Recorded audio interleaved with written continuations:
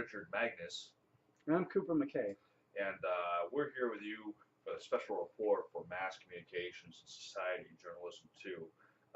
Today's topic, we're going to talk about the BP oil spill and how the media and PR campaign for BP kind of succeeded and failed there. So That's Cooper right. McKay is asking the tough questions. Let's get right down to it. Cooper, how did BP handle the situation in the Gulf of Mexico? Well, so we'll be focusing on how their PR handled this situation. And the goal of public relations is to create a favorable image with the public. So we'll be taking a look to see if they actually did that. And to give some background to what happened, in April of 2010, an explosion occurred on the Deepwater Horizon oil rig in the Gulf of Mexico. 11 people died and several people were injured. 5 years later, this disaster still has lasting effects in the region. There have been dolphin deaths and ongoing dolphin illnesses, oil on the bottom of the ocean, tar balls washing up, and businesses suffering. For example, businesses that depend on this wildlife, like there's been a lack of oyster production. According to NBCnews.com, BP spent millions of dollars on a PR campaign to restore their image. The CEO, Tony Hayward, went on TV saying, "We will make this right," and promised BP would clean up every last drop of oil and restore the shoreline to its original state, better off than we were before. President Obama criticized BP for spending so much money on television ads, which should have gone to cleanup and to devastate fishermen and small business owners. Early in the disaster, while oil was still leaking, the CEO of BP said, "I just want my life back," and he took time off to attend a yacht race. The families of the men that died thought this was insensitive, and crisis management experts said he should have shown himself there, helping to clean up the oil spill. BP also launched a PR campaign to demonize oil spill victims. They disputed settlements for the victims, saying there were reports of false claims of losses.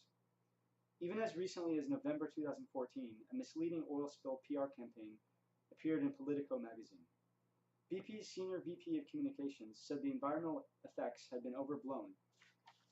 An upcoming environmental assessment by BP would show that the Gulf environment is rebounding and the environmental impact was of short duration in a limited geographical area. According to a recent report from the National Wildlife Federation, the region is still experiencing consequences of the spill. Dolphins are still having illnesses, and there was a dramatic increase in sea turtle deaths. The BP Vice President of Communications blamed environmentalists for over-exaggerating the spill's environmental impact, and journalists for not covering enough of the campaign's cleanup efforts. The Politico magazine article the VP wrote, "We should not be held accountable for damages caused by the acts of others, or those conjured up by opportunistic advocacy groups." Yeah, so I guess from an environmental standpoint, we can all kind of agree that BP failed in a lot of environmental issues. But from a PR standpoint, I guess the question is, where do they come from, and what could they have done differently? Well, they spent so much money on their image, and they should have been focusing on stopping the spill immediately in their cleanup efforts. They should have reached out to more environmental advocacy groups and maybe get them involved in the cleanup. That's what I think. And the thought process there being that if you get these groups involved, and at least from a public relations standpoint, you have a larger dialogue, like more. Yeah, and that's more visible. Yeah, more visible. Yeah. Very, very, very good. So I guess sort of in summation, now that we're 5 years out from the Gulf of Mexico oil spill, where is BP today? What have been their failures and their successes? I guess respectively in regards to their PR and their public image. Yeah. Well, I think even though nobody really talks about the oil spill anymore, but when you think of BP, you think of the oil spill.